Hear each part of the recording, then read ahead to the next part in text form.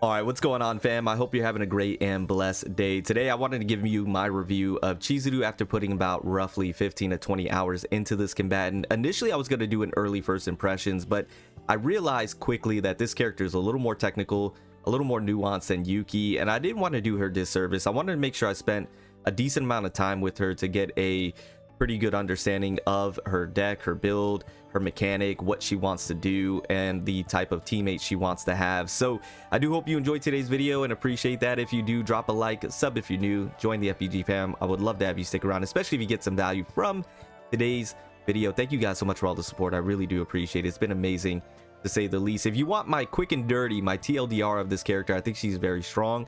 I think she's only going to get stronger as the game progresses. She obviously excels at multi-hit single target, and I think she has some pretty synergistic teammates currently.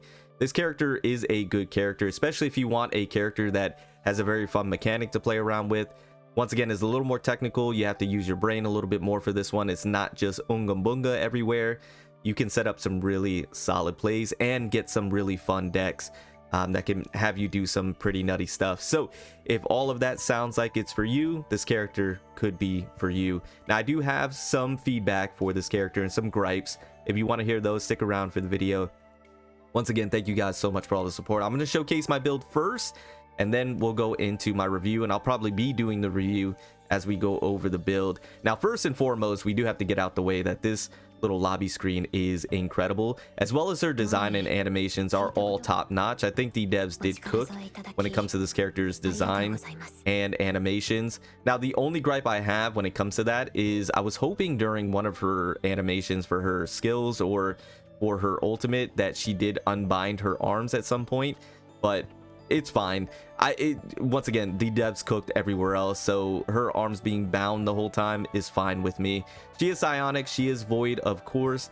We have her level 60. Here are the current stats that I have for her at the moment. Once again, multi-hit, single target, she excels at that. I think she's great there.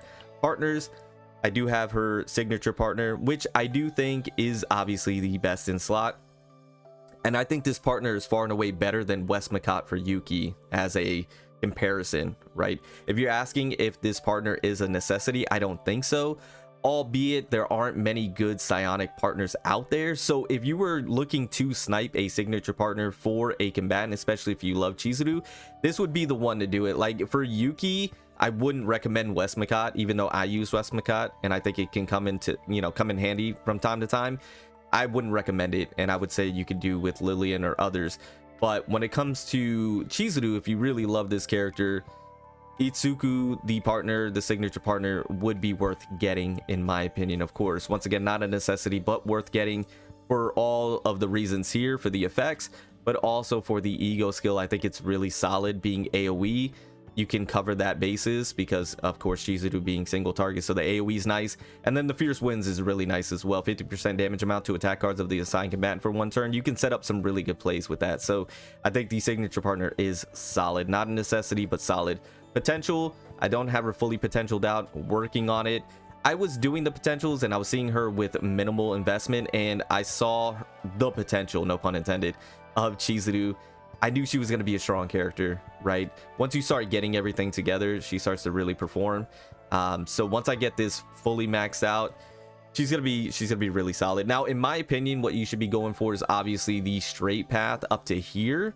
Just in case you're wondering, I think you should get this one first. Damage amount to bind cards, additional 5% for every 40 attack above 600, add an additional 1%. I think this is good because the bind is going to be in reference to the Shadow of the Moon, which is, you know, her whole gimmick and gameplay, what you want to, you know, center her gameplay around. This one is really good though as well. I think you should definitely go for this one also, because her basics, which is something that you should be leveling up in my opinion, which I'm going to get to it once I have the materials, is something that you want to do because her basics provide additional hits. You want those additional hits for her mechanics. So I think leveling up the basic is good, but do like the first path, get this one, and then once you're able to get this one, and then I think you should be leveling up the unique for the Oni Hunt and the other cards as well. Critical chance is going to be, I think, instrumental for Chizuru. I think you definitely want to be critting for the multi hits. It's going to be very beneficial to be doing max damage. Of course, crit damage is always going to be vital for any combatant that's doing, you know, that wants to do damage. once again, multi-hits, it's very crucial.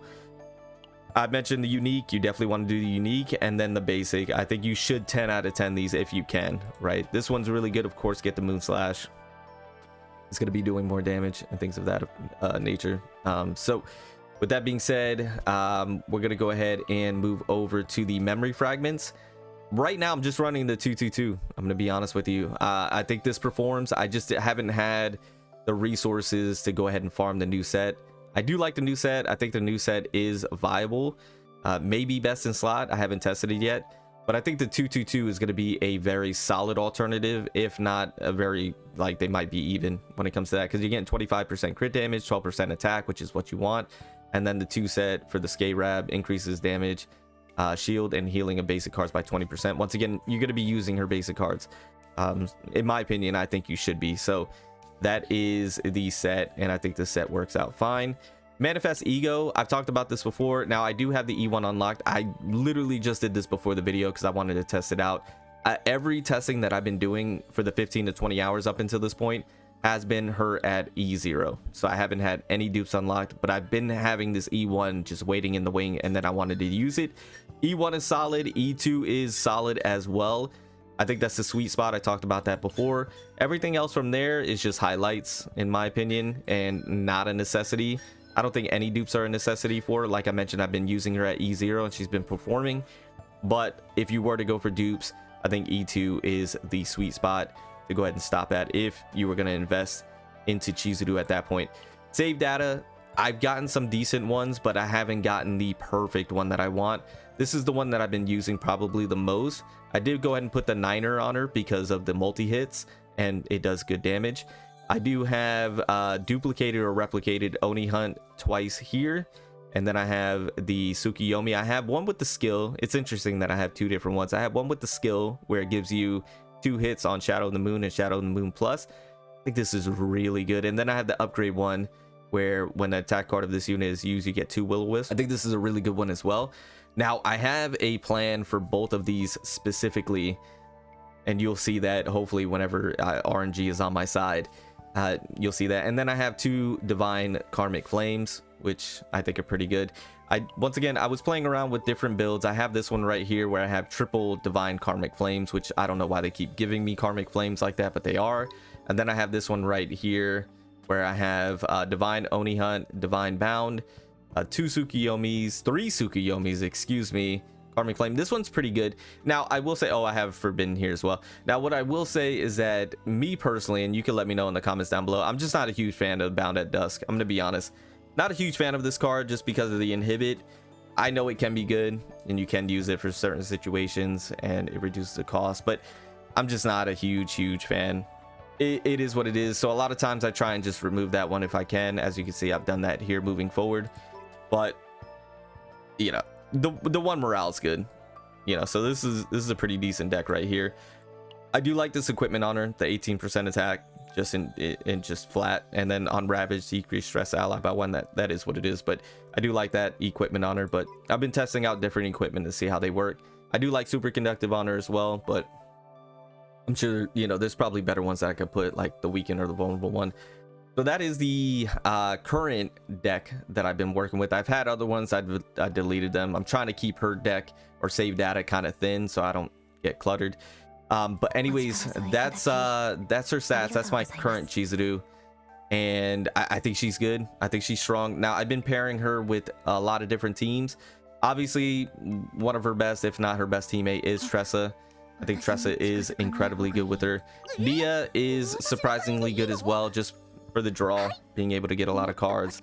So you can get, if you have like multiple Oni Hunts or multiple Tsukiyomis, you can go ahead and get those and be able to pop them off, especially once again if you have that Tsukiyomi with the multi-hit for the Shadow of the Moon. That comes in clutch, so that when you pop the Shadow of the Moon, you're doing tons of hits. It's actually really cool. Ray, incredibly solid with her just because of the buffing, her being void, the attribute synergy. Ray's incredibly good with her, and I think everybody's starting to see how strong Ray is. Mika, a lot of people say Mika's not good with her because of that inhibit, but if you take that inhibit off, Mika actually performs pretty well with her.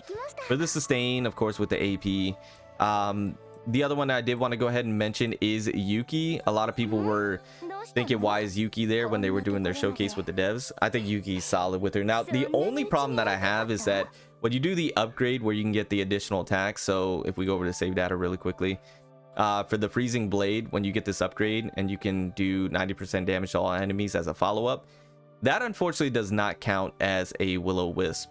It sucks. I wish it did. Maybe that would have been a little too OP, but if it did, that would make Yuki probably best in slot, but it doesn't, unfortunately. It has to have like the +1 hit. So when you're putting a Yuki with her, you would want to have a build with the +1 hit. I think I have one actually somewhere that I created specifically for when Chizuru came out. I was trying to get a +1 hit. I got a bunch of Yuki builds here. It's somewhere here. I was doing a +1 and it was starting to come out pretty nice, and then I think it got scuffed at some point. Anyways, there we go. Now, is this one? Yeah, this is the one. +1 hit, +1 hit, +1 hit. I would have loved to have another iceberg cleave. That would have been a lot better instead of this flash slash.